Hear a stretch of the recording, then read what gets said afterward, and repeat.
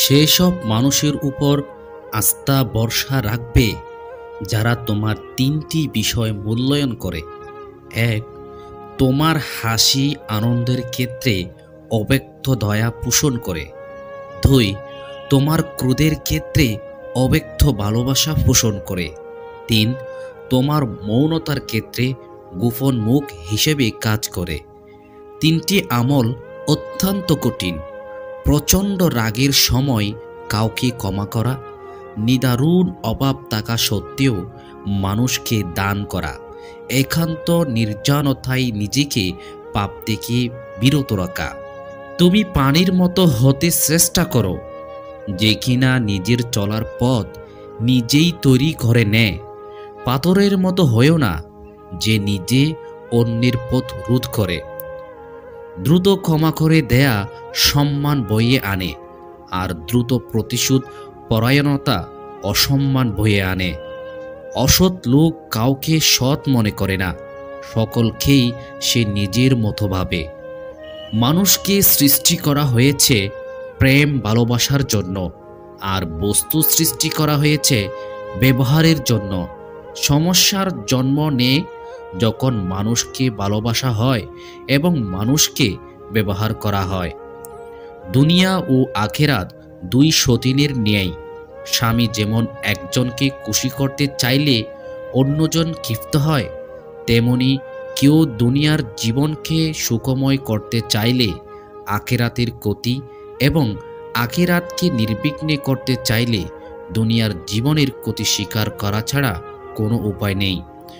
কখনো কারো সামনে নিজের সততা ভালো হওয়ার কথা বলতে যাবেন না, কেননা তোমার প্রতি যার বিশ্বাস আছে তার কাছে তেমন ঠিরই প্রয়োজনই নেই, আর তোমার প্রতি যার ভক্তি বিশ্বাস নেই সে তা মেনে নিবে না। সৎ মানুষের একটাও অন্যতম গুণ যে তাদের ইচ্ছা করে মনে রাখতে হয় না, তাদের কথা এমনিতেই মনে পড়ে। জীবন যাপনকে প্রয়োজনের মধ্যে সীমিত রাখো, শখ বাসনার দিকে নিয়ে যাবে না।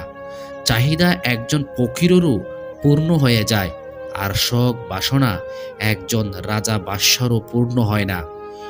ভালোবাসা সবাইকে নিবেদন করো, তবে তাকে সর্বাধিক ভালোবাসো যার অন্তরে তোমার জন্য তোমার চেয়েও অধিক ভালোবাসা বিদ্যমান।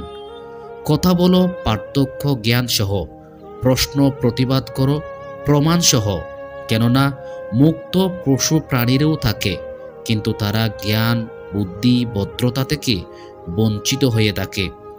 কোনো মানুষের ভালো বা গুণের কিছু জানলে তা বলো, প্রকাশ করো, কিন্তু কোনো ত্রুটি পেলে সেক্ষেত্রে তোমার নিজের গুণের পরীক্ষা বলে মনে করবে।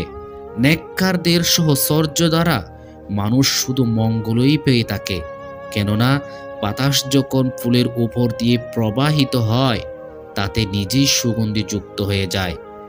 যে কাউকে একাকী উপদেশ দেয় সে তাকে সজ্জিত করে, আর যে কাউকে সবার সামনে উপদেশ দেয় সে তাকে আরও বিগড়িয়ে ফেলে।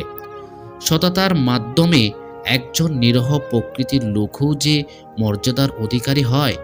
বুদ্ধিমানেরা রকমারি কলা কৌশল প্রয়োগ করেও তার নিকটে পৌঁছতে পারে না।